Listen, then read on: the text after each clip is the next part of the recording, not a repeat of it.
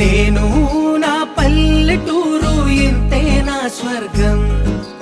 అందం ఆనందమే అను నిత్యం నా మార్గం.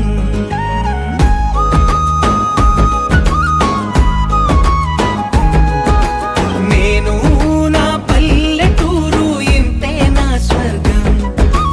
అందం ఆనందమే అను నిత్యం నా మార్గం.